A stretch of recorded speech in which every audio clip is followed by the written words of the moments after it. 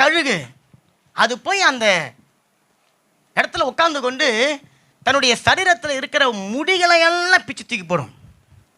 அதையெல்லாம் முந்தின மனுஷனுடைய சாயல். அந்த கழுகு தன்னை பார்த்துச்சுன்னா தன்னையே அருவறுக்கக்கூடிய ஒரு சாயல்.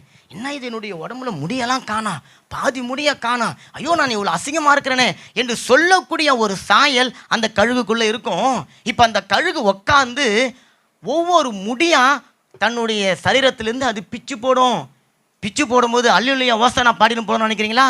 ஒவ்வொரு முடியும் பிக்கும்போது அவ்வளவு வேதனை, அவ்வளவு வலி, அவ்வளவு ஆதங்கம், அவ்வளவு கண்ணீர், அவ்வளவு வருத்தம். அது பிச்சு பிச்சு போடும். கடைசியாக எல்லாவற்றுக்கும் காரணமாக இருக்கிற தன்னுடைய அழகை அது அந்த மலையில் கொத்தி கொத்தி கொத்தி அந்த அழகு உடச்சி போடும். அதுக்கு முன்னாடி நகங்களை பிச்சு போடும். அப்போ நீங்கள் மறுரூபம், நான் மறுரூபமாக்கப்பட போகிறேன்னா உங்களுக்குள்ளே எனக்குள்ளே இருக்கிற பழைய சாயலை பிச்சு போட்டுருக்குறோமா?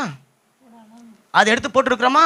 இன்னும் எனக்குள்ள கோபம், இன்னும் எனக்குள்ள வெறுப்பு, இன்னும் எனக்குள்ள ஆத்திரம், இன்னும் எனக்குள்ள முணுமுணுப்பு, இன்னும் எனக்குள்ள குறை சொல்லுகிற அந்த ஆவி இருக்குதுன்னு சொன்னால் நான் இன்னும் கழுகை போல என்னை பார்க்காம இருக்கிறேன்.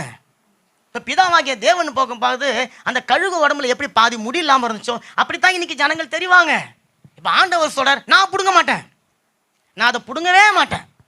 ஏன்னா நான் பிடுங்கினா உங்களுக்கு வலிக்கும். அப்போ நீ என்ன பண்ணுவோம்? யாரை குறை சொல்லுவோம்?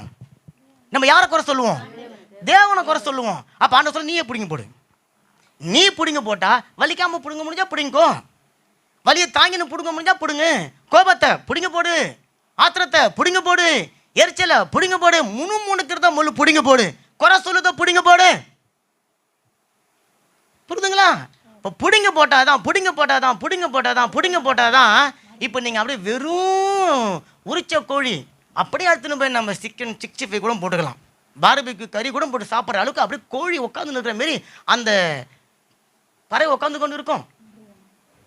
எல்லாத்துக்கும் மூல காரணமாக இருக்கிற மூக்கு அழகை உடைச்சி போடும். அப்போ நமக்கு எல்லா பாவத்துக்கும் கேட்டாக இருக்கிறது எதுங்க? நாக்கு, வாய். அதை நம்ம உடைச்சி போடுவோம்.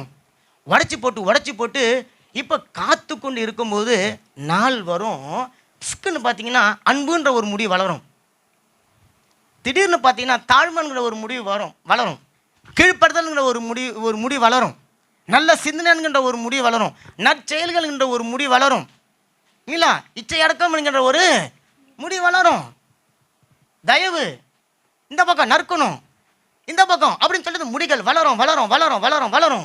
இப்போ நல்ல பேச்சு. யாக்கோபு சொல்றாரு, நெருப்புக்கு சமமானதான் நாக்கு.